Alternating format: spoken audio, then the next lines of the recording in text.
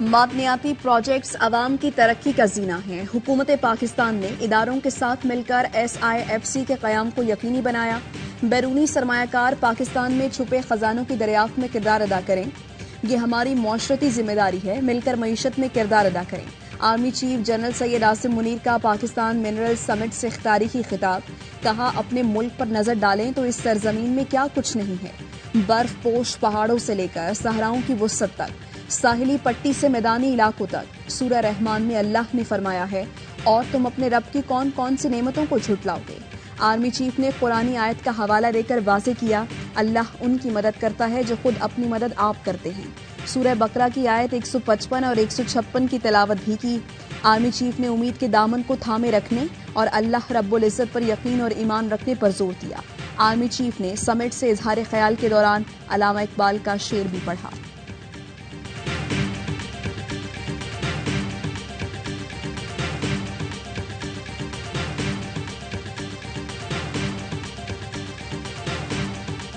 پڑوسی ممالک کے ساتھ پرامن تعلقات چاہتے ہیں، پڑوسی ملک کو امن کے لیے سنجیدگی دکھانا ہوگی، ہم خطے میں مزید جنگ کے متحمل نہیں ہو سکتے۔ وزیر اعظم شہباز شریف کا ڈسٹ ٹو ڈیولپمنٹ سمٹ سے خطاب، کہا ریکوڈک منصوبہ ملکی تاریخ میں اہمیت کا حامل ہے، ہم نے اس ماہ اپنی مدت پوری کر کے گھر جانا ہے۔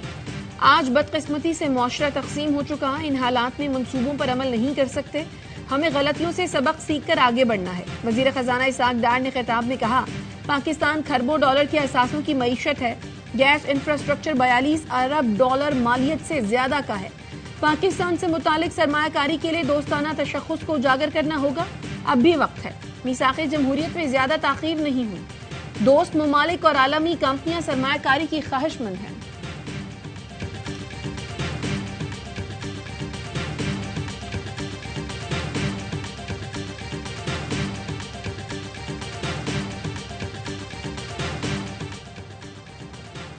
سب پاکستانی حاضر سپہ سالار کی ملک کے لیے بہتری کا ویژن رکھنے پر تعریف اور سراہتے ہیں۔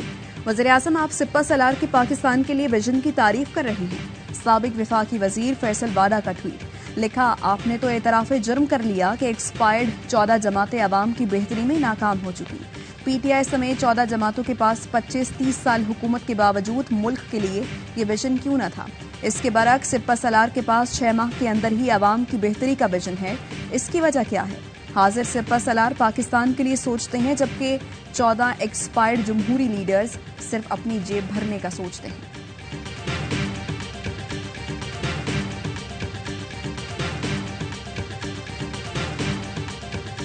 حکومت نے پیٹرول بم دے مارا، عوام بلبلا اٹھے، چند دن کی مہمان حکومت نے پیٹرول تقریباً 20 روپے مہنگا کر دیا۔ 19 روپے 95 پیسے اضافے کے بعد 1 لیٹر پیٹرول 272 روپے 95 پیسے کا ہو گیا۔ ہائی سپیڈ ڈیزل کی قیمت میں بھی 19 روپے 90 پیسے کا اضافہ۔ وزیر خزانہ اسحاق ڈار کہتے ہیں، ہم IMF کے سٹینڈ بائی اگریمنٹ میں ہیں، یہ اضافہ ملکی مفاد میں کیا گیا ہے۔ مہنگائی کے مارے عوام حکومتی فیصلے پر پھٹ پڑے، یہ ایک ایسا ظلم ہے، ہم غریب کہاں جائیں، کس سے فریاد کریں، کیا مر جائیں؟ IMF اور قرض کا رونا رونے والے بتائیں کیا قرضہ ہم لے رہے ہیں؟ حکومت اپنی عیاشیاں ختم کرنے کو تیار نہیں، عوام پر بوجھ ڈال رہی ہے۔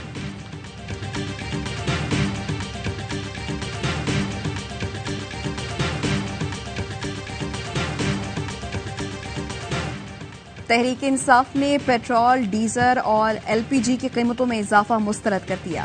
ترجمان نے کہا، نااہل اور نالائق سرکار خون کا آخری قطرہ تک نچوڑ لینا چاہتی ہے۔ فاروق حبیب نے ٹویٹ میں لکھا، عام آدمی کی زندگی اجیرن ہو گئی، بجلی، گیس، آٹا، چینی سمیت تمام اشیاء پہنچ سے باہر ہو چکی۔ امیر جماعت اسلامی سراج الحق کی بھی حکومت پر کڑی تنقید، کہا PDM نے مہنگائی کے سارے ریکارڈ توڑ دیے، عوام الیکشن میں ظالموں کا احتساب کریں گے۔ GDA کے سردار عبدالرحیم بولے، مہنگائی کا یہ طوفان نااہل حکمرانوں کو بہا لے جائے گا۔ تاجروں نے بھی پیٹرولیم مصنوعات کی قیمتوں میں اضافہ مسترد کر دیا۔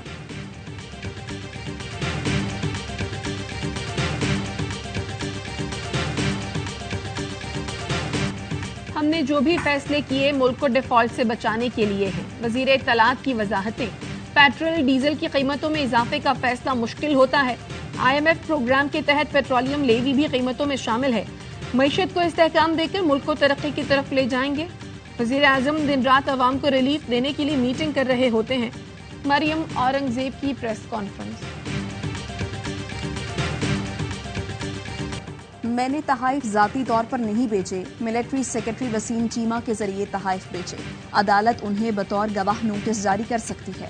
توشہ خانہ کیس میں چیئرمین پی ٹی آئی نے بیان ریکارڈ کرا دیا، کہا الیکشن کمیشن نے آج تک کسی سے توشہ خانہ تحائف کے خریداروں کے نام نہیں پوچھے۔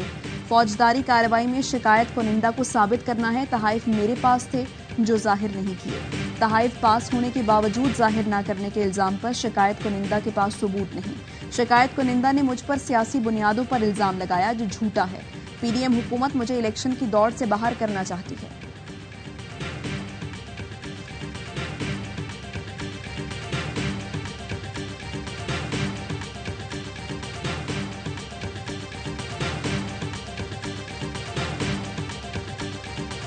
سویلین کی ملٹری ٹرائل کے خلاف کیس کی سپریم کورٹ میں سماعت، فل کورٹ سے متعلق درخواست پر فیصلہ محفوظ کل سنایا جائے گا۔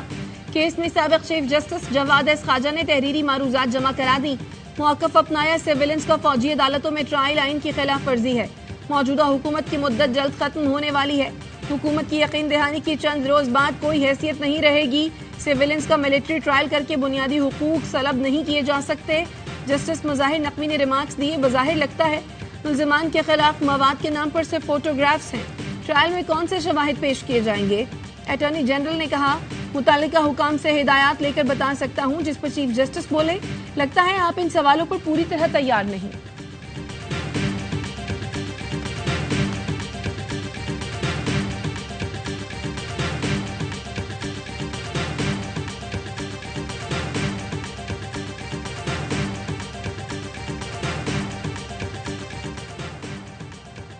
افغانستان دہشت گردی روکے، بصورت دیگر پاکستان افغانستان کے اندر کارروائی پر غور کر سکتا ہے۔ وزیر خارجہ نے خبردار کر دیا۔ بلاول بھٹو کہتے ہیں افغانستان کے اندر ایکشن ہمارا پہلا آپشن نہیں ہوگا۔ دہشت گردی روکنے کے لیے افغانستان کی مدد کے لیے تیار ہیں۔ نیٹو نے جو اسلحہ سپلائز چھوڑی ہیں وہ بعض جگہوں پر دہشت گردوں کے پاس ہیں۔ افغانستان سے دہشت گرد سرگرمیاں روکنے اور اپنے دفاع کے لیے عالمی قانون پر عمل کریں گے۔ اقوام متحدہ کی سیکیورٹی کونسل کی باجوڑ دھماکے کی شدید مذمت، ہر قسم کی دہشت گردی عالمی امن کے لیے سنگین خطرہ قرار۔ حکومت پاکستان اور جاں بحق افراد کے اہل خانہ سے تعزیت کا اظہار۔ تمام متعلقہ ممالک سے باجوڑ واقعے کی مجرمان کے خلاف فیصلہ کن کارروائی پر زور۔ شیخ الازہر احمد الطیب کی بھی پاکستان میں دھماکوں کی مذمت، کہا بم دھماکے تمام مذاہب کی تعلیمات، آسمانی کتب اور شریعت کے احکامات کے منافی عمل ہے۔ ضرورت ہے اس دہشت گردی کے خلاف عالمی سطح پر متحد ہو کر جد و جہد کی جائے۔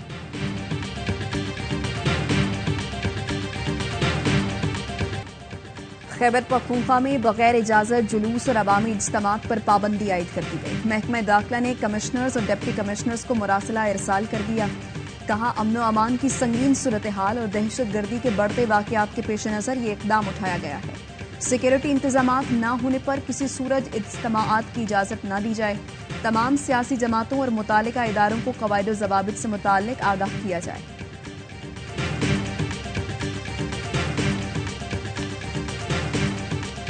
قومی اسمبلی نے آفیشل سیکرٹ ایکٹ ترمیمی بل 2023 کی منظوری دے دی۔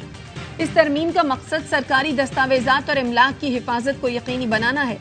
بل کے مطابق ملکی مفاد کے خلاف معلومات یا دستاویز کا انکشاف کرنے والا جرم کا مرتکب ہوگا۔ ملک کو نقصان پہنچانے کے جرم میں 3 سال قید، 10 لاکھ روپے جرمانہ یا دونوں سزا ملیں گی۔ کوئی شخص جو جرم پر اکساتا، سازش کرتا ہے یا ارتکاب کی کوشش کرتا ہے وہ سزا کا مرتکب ہوگا۔ انٹیلیجنس ایجنسیاں کسی بھی وقت کسی بھی جگہ بغیر وارنٹ داخل ہو کر تلاشی لے سکتی ہیں یا طاقت کا استعمال کر سکتی ہیں۔ ملک کے اندر یا باہر ریاستی مفادات کے خلاف کام کرنے والے کے خلاف کارروائی بھی اسی ایکٹ کے تحت ہوگی۔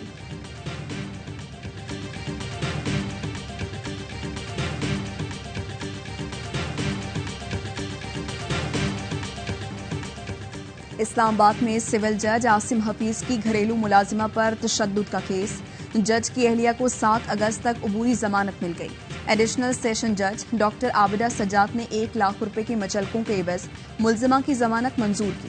تشدد کے شکار رضوانہ کے والد کا کہنا ہے عدالت اور اعلیٰ حکام سے صرف ایک ہی اپیل ہے کہ بیٹی کو انصاف دیا جائے، اس کی حالت ٹھیک نہیں۔ ڈاکٹرز نے ایک بار پھر دعا کرنے کا کہا ہے۔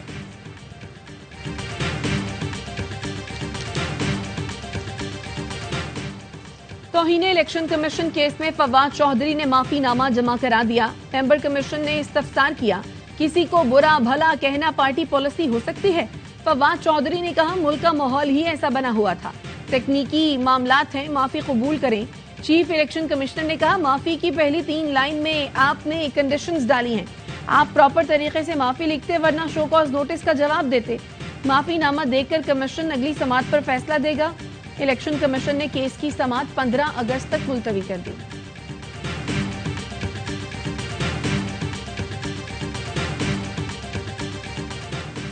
بلوچستان عوامی پارٹی کے اہم رہنماؤں کو مسلم لیگ نون میں شمولیت کی دعوت. سینیٹر سرفراز بگٹی, سینیٹر انوار الحق چنگیز مری, عبدالغفار لہڑی اور دوستین ڈومکی سمیت دیگر اہم رہنماؤں کی وزیراعظم شہباز شریف سے رات گئے خفیہ ملاقات. نون لیگ میں شمولیت سے متعلق مشاورت کے لیے وقت مانگ لیا. AY نیوز نے چند روز پہلے ہی نون لیگ کے باپ پارٹی اراکین سے رابطے کی خبر دی تھی.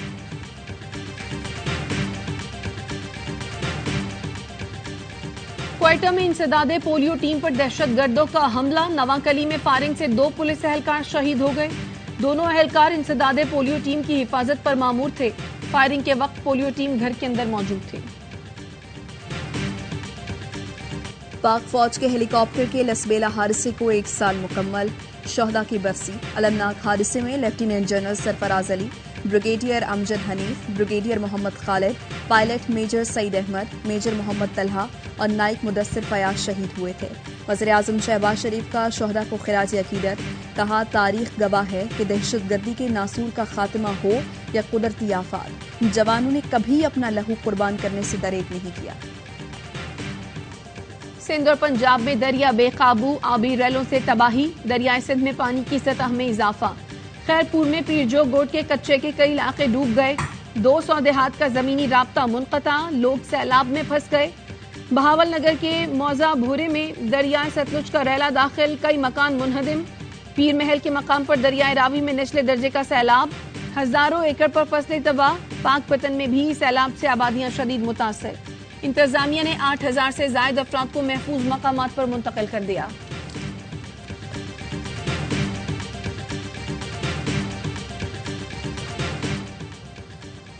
دریائے ستلج کے مقام گنڈا سنگھ میں لدھیانہ کے رہائشی 2 بھارتی نوجوان آبی ریلے میں بہہ کر پاکستان آ گئے. پاکستان رینجرز نے دونوں نوجوانوں کو گرفتار کر لیا. گرفتار نوجوانوں کی شناخت رتن پال اور ہروندر سنگھ کے نام سے ہوئی. اس سے قبل بھی ایک شخص آبی ریلے میں بہہ کر پاکستان آیا جس کی تاحال شناخت نہ ہو سکی. جس طرح سے آپ نے ہمارے دل جلائے ہیں اسی طرح میں اس پاسپورٹ کو جلا رہی ہوں. سویڈن میں قرآن مجید کی بے حرمتی کرنے پر بطور احتجاج عراقی بلاگر اشکیناس نے اپنا سویڈش پاسپورٹ جلا دیا. اشکیناس کا کہنا تھا قرآن آپ اور آپ کے ملک سے زیادہ مقدس ہے. سویڈش پاسپورٹ کی میرے لیے اب کوئی عزت باقی نہیں. میں اس ملک میں قدم رکھنے کا سوچ بھی نہیں سکتی. فیصلہ آج کرنا ہے اگر بچے کو کل چلنا ہے. ملک بھر میں انسداد پولیو مہم جاری. پہلے مرحلے میں بلوچستان اور پنجاب کے 37 اضلاع میں بچوں کو پولیو سے بچاؤ کے قطرے پلائے جا رہے ہیں. دوسرے مرحلے میں خیبر پختونخوا اور سندھ کے اضلاع میں پولیو ویکسینیشن ہوگی. مقبوضہ کشمیر میں 5 اگست کو یوم سیاہ کے طور پر منانے کے پوسٹرز آویزاں. حریت رہنماؤں کا کہنا ہے مودی سرکار گھناؤنے اقدام سے جدوجہد آزادی کی تحریک نہیں روک سکتی. 5 اگست 2019 کو مودی حکومت کی جانب سے مقبوضہ کشمیر کی خصوصی حیثیت کا خاتمہ کیا گیا تھا. افغانستان کرکٹ بورڈ نے پاکستان کے خلاف ون ڈے سیریز کا شیڈول جاری کر دیا. 3 میچ کی سیریز 22 سے 26 اگست تک شری لنکا میں کھیلی جائے گی.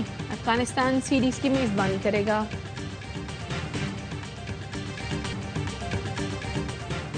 LPL میں جوفنا کنگز اور ڈمبولا جی ٹیمیں مد مقابل. پاکستانی کرکٹ سٹار بھی لنکا پریمیئر لیگ میں ان ایکشن. بابر اعظم, نسیم شاہ, فخر زمان سمیت کئی پاکستانی لیگ میں کھیل رہے ہیں. ایکشن سے بھرپور میچز پاکستان کے پہلے HD sports channel A sports پر براہ راست نشر کیے جا رہے ہیں. World junior squash champion Hamza Khan وطن واپس پہنچ گئے. اسلام آباد آمد پر حمزہ کا پھولوں اور بینڈ باجے کے ساتھ شاندار استقبال کیا گیا. ایئرپورٹ پر بڑی تعداد میں لوگوں نے حمزہ کو ویلکم کیا. ڈھول کی تھاپ پر بھنگڑے بھی ڈالے. حمزہ خان نے ARY نیوز سے گفتگو میں کہا مستقبل میں ملک کے لیے مزید ٹائٹلز جیتیں گے.